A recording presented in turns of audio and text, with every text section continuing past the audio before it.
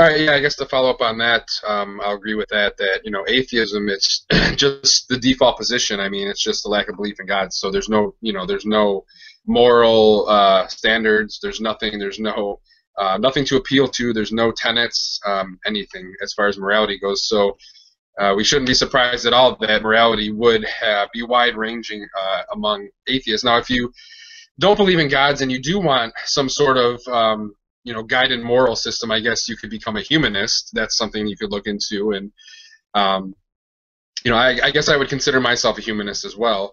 But I guess that kind of, for me, just demonstrates the subjectivity of morality. Just the fact that you take a group of people and you can ask them different moral questions, and you get a bunch of different answers. I don't know. Even with things like murder or rape or slavery, to say that objectively they're wrong all the time, I think is going too far. Because, for one, I think you can always come up with some sort of situations in which you could justify any of those things. There's always shades of gray. There's always scenarios you could come up with that seem to be morally justifiable. And the other thing is, as it's a matter of practicality, really. I mean, it's one thing for us to sit here in the 21st century, living in a developed nation, and having, the enlightenment that we do and the knowledge that we do, to be able to sit here and say, like, oh, these things are objectively wrong. It's quite another thing to look back through human history, or maybe even today in some other countries that aren't as developed, where there's a lot more of a struggle for survival, and you don't really have the luxury of weighing your moral options when it's you or somebody else. I mean, we have the luxury of being able to say, like, yeah, we would never do this, we would never harm another person this way, or if you do that, then you're going to be punished for it, you're going to have consequences. And in other parts of the world, or just in past in human history, when people didn't have the knowledge, or when they had to battle and compete with other tribes or other countries, things of that nature, the morality is not really going to be something that you're going to strive to achieve. You're just looking to survive, really. And so I think that you can obviously have these high standards, and you can have this kind of utopian ideal of morality, and an enlightened society could definitely agree on a lot of these things almost universally.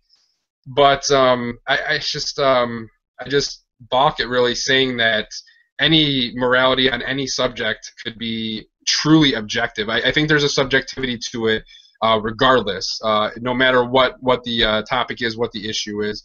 And I also think it's good. We're kind of going through this example of, would slavery possibly be justifiable in some situation or something like that, and that's the really interesting thing. Why this is such an interesting topic to discuss is because you can always have these discussions and hypothetical scenarios. Say there's a train car coming down the tracks and it's going to kill 10 people, but you can switch it to a different track and it'll only kill one person.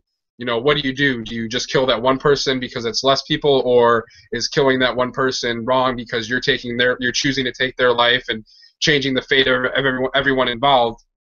So, there's not necessarily a right or a wrong answer to these things, and it's just very interesting to have the discussion and see where most people land on either side. So, and another thing I want to address real quickly too, and this came up in the chat on the video, but for anybody who didn't see that or who might be watching this later, earlier I had spoken about how morals are subjective, and even something like rape might not be all the time be considered objectively wrong. And somebody in the chat before the internet in the chat was saying, like, when would a time be when rape was justifiable?